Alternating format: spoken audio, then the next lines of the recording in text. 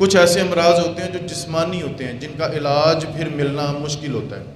Hepatitis ہے، AIDS ہے، cancer ہے، بلڈ پریشر ہے، شوگر ہے، یہ سارے وہ امراض ہیں جو جسمانی ہیں، جو بظاہر دیکھنے میں لگتا ہے کہ جیسے یہ بندہ بیمار ہے، لیکن کچھ ایسی بیماریاں بھی ہوتی ہیں جو بندے میں پائی تو جاتی ہیں لیکن وہ نظر نہیں آتی، ان کو روحانی بیماریاں کہتے ہیں۔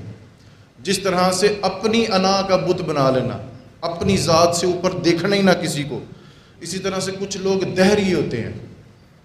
دہری وہ لوگ ہوتے ہیں جو کہتے ہیں اللہ کا وجود کوئی نہیں، جو بھی چل رہا ہے خود بخود ہی چل رہا ہے، یہ جو سورج چل رہا ہے، چاند چل رہا ہے، یہ خود ہی اپنے معیار میں مطابق چل رہے ہیں، ان کو چلانے والا کوئی نہیں، اللہ کی ذات کے انکاری ہو جاتے ہیں۔ کچھ ایسے لوگ ہیں کہ جو کہتے ہیں کہ بس دنیا ہی ہے جو ہے، آخرت کا کوئی کنسیپٹ نہیں، قیامت کا کوئی وقوع پذیر کے انکاری ہو جاتے ہیں۔ کچھ ایسے لوگ بھی ہیں جن کو شیطان وسوسوں میں گھیر لیتا ہے، وسوسوں میں آ جاتے ہیں اور طرح طرح کی باتیں کرتے ہیں۔ اسی طرح سے کچھ لوگ ایسے بھی ہیں جو اپنی نفسانی خواہشات کے پجاری ہیں۔ کتنے سرکاری افسران ہیں جو اپنی نفس کی خواہش کو آگے رکھیں گے کہ فلاں بندہ مینوں کنی رشوت دے گا تو میں وہ کام کرانا، ہر وقت نفس کو آگے رکھنا، ہر وقت نفس کو آگے رکھنا۔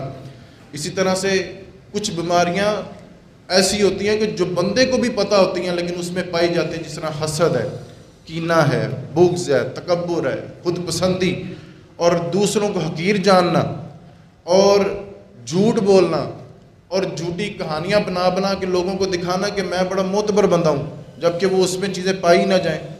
یہ ساری وہ بیماریاں ہیں جو آپ کو دلی طور پہ سخت کریں گی، آپ کو دلی طور پہ ویران کریں گی۔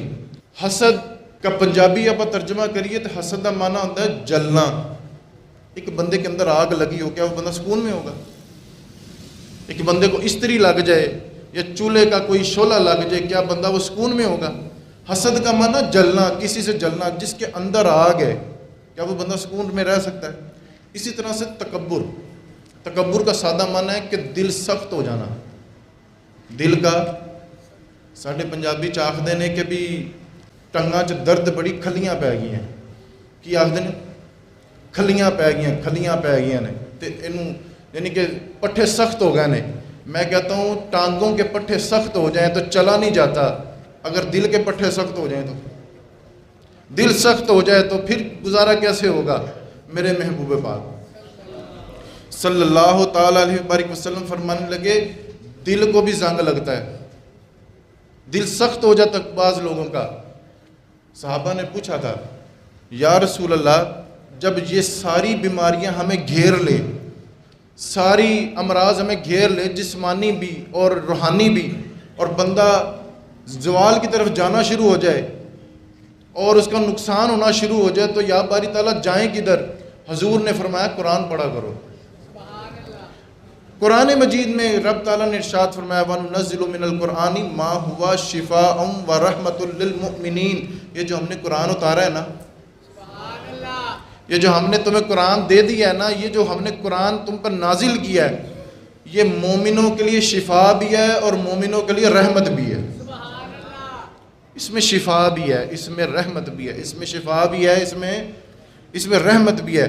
میرے محبوب پاک صلی اللہ تعالیٰ علیہ وسلم، میرے اس مضمون کی پہلی حدیث بخاری شریف میں حضرت عائشہ صدیقہ رضی اللہ تعالیٰ عنہ فرماتی ہیں کہ میں نے حضور کو ساری زندگی مرگ وصال تک، بستر وصال تک میں نے یہ روٹین دیکھی حضور کی، میں نے اپنے نبی پاک کی یہ روٹین دیکھی کہ حضور نا قرآن مجید کی آخری 2 سورتیں، سورہ فلق اور سورہ ناس، جس بندے کو بہت زیادہ وسوسے آتے ہیں، جس بندے کو لگتا ہے مجھ سے لوگ حسد کرنے لگ گئے ہیں، جس بندے کو لگتا ہے مجھ پر کسی نے کالا جادو کر دیا ہے، جس بندے کو برے خیالات آتے ہیں، جس بندے کو شیطانی وسوسے آتے ہیں، جو بندہ کہتا ہے میری روزی میں برکت کوئی نہیں، اور جو بندہ کہتا ہے مجھے فلاں بیماری اندر سے کھائے جا رہی ہے، فلاں ٹینشن ہے مجھے، تو یہ اندر سے مجھے کھائے جا رہی ہے، میرے نبی پاک نے طریقہ بتایا ہے۔ حضرت عائشہ صدیقہ فرماتے ہیں کہ میں نے مرگ وصال تک حضور کا یہ معمول دیکھا کہ حضور نے آخری 2 سورتیں قرآن مجید کی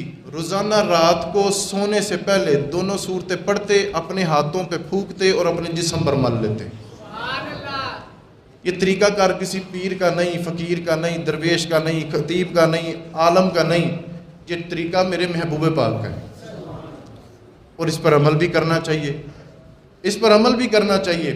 اسی طرح سے آپ مارکیٹ کا تھوڑا سا راؤنڈ لگائیں نا،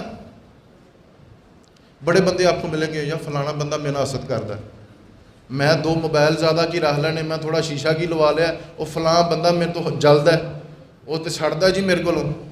سارے بندے آپ کو یہی ملیں گے جو کہہ رہے ہوں گے کہ فلاں بندہ مجھ سے جلتا ہے۔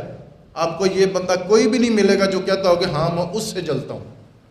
بھی سارے بندوں سے حسد ہو رہا ہے، وہ بندہ بھی طلب ہو نا جڑا حسد کرتا ہے پیا، تو جو نہیں فرمائی آپ نے، وہ بندہ بھی تو ہمیں ڈھونڈنا چاہیے نا۔ پتہ ہوتا ہے سب کو کہ فلاں بندہ کے پاس اتنا پیسہ آ گیا، مال آ گیا، اس کی دکان زیادہ چمکنے لگی، اب مجھے بھی نیند کی گولی رات کو کھاؤں گا تو آرام آتا ہے۔ پتہ ہوتا ہے بندے کو اندر اندر سے، لیکن ہم توجہ نہیں کرتے۔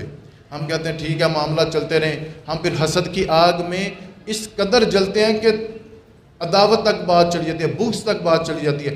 وہ بیماریاں ہمیں اندر سے کھا رہی تھیں، وہ عیب اس بندے میں ہوتے ہی نہیں، لیکن ہم فرول کے نا لوگوں کو بتا رہے ہوتے ہیں اے بندہ بھی ٹھیک نہیں، جھوٹ فراڈ سارا کچھ کرتا ہے۔ ان باتوں سے بچنا چاہیے۔